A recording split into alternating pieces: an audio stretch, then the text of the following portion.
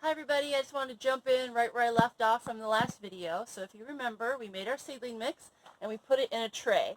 And your tray could look like this, a 72 cell tray, or maybe your tray looks like this if you're just a small home gardener planting things in a small garden.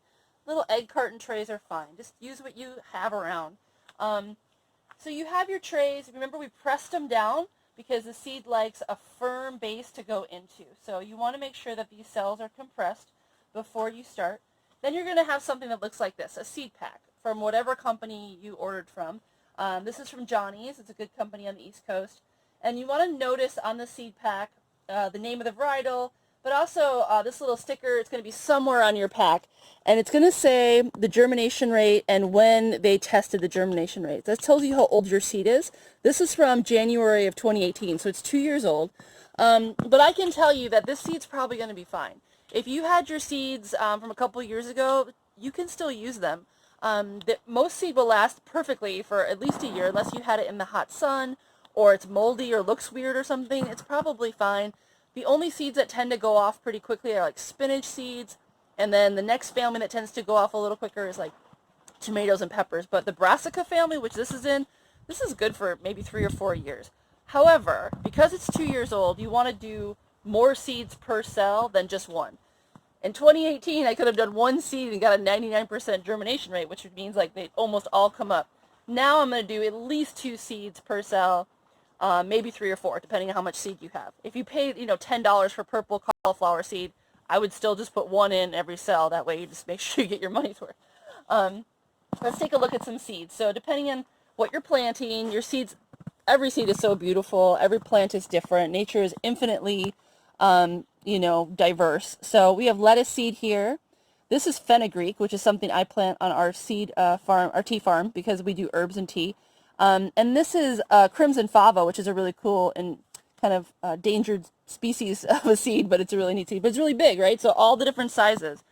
So you plant these a little differently depending on the size. So the rule in general is you take a seed and you would plant it twice as much as it is wide. So twice as deep as that. Now on little tiny seeds, you don't need to get your rulers out. Just don't plant them very deep. As a matter of fact, I have some seeds, and this is a little hand seeder I like to use just because it helps me with these little tiny seeds. I can tap them out, and they won't all spill into there. I can control how many I'm putting in. So this is that Chinese cabbage. So I'm just going to tap out 1, 2, 3, 4, right? Because it's probably needs that much germination. And I'm not going to bury them any deeper than that. They're going to sit right on the surface because they're small. Whereas if I was going to plant this fava bean, I would actually kind of make a little hole with my finger and I'd tuck it in there and get it down in there. So it's way deeper than this one is. And then the fenugreek, it's probably somewhere like in between. The bigger the seed is, the more forgiving of the depth. It's the small seeds you got to watch out to not plant them too deep, okay? So then after you plant, whatever it is you planted in your whole tray, you want to cover it up. So with the fava, I'm going to make sure I cover that up. With the little seed that I planted right there, I'm just going to press it. I'm not even going to put any extra soil on it. And then with the fenugreek, I'm just going to put a little tiny bit. Okay, so that makes sure it's about the same. So if you had a whole tray of this, you would do it the same for whatever size seed. Then you label your tray. Very important. These things all look the same when you're done. So if you've been doing a lot of these, you can suddenly look back and be like, I have no idea what's in that tray.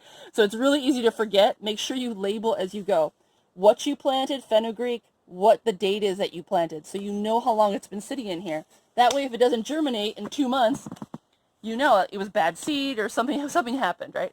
Our next video, we're going to take this tray and I'll show you what your next step is to get these things to germinate. Because if I just left this in my cold hoop house, chances are in March I wouldn't see them pop very quickly. So we want them to germinate quickly. So I'm going to water them gently. So if that little tiny seed, if you blasted that with a hose, you might blast your seed right out of the container. The bigger seeds, again, more forgiving, but the little seeds, gently water them, and you're done. You've seeded your tray, you've seeded your egg carton, whatever it is. You're wondering if it's too late to start seeds, because some people have asked me that. It's not too late. It's the end of March. You can seed almost everything at this point. The only things that you might be too late for and getting seeds in is like tomatoes and peppers and eggplants and onions from seed. But just go buy those from people who have already started them. Buy the starts. But all the other things you want to seed, carrots, beets, lettuce, broccoli. It's all great. And some of them you're even going to wait a little longer, like squash and cucumbers. You're going to wait a little longer to even start those. It's not time to start those yet. So let me know if you have any questions about that stuff in the comments. And if you're looking to buy seed, here's some companies I like.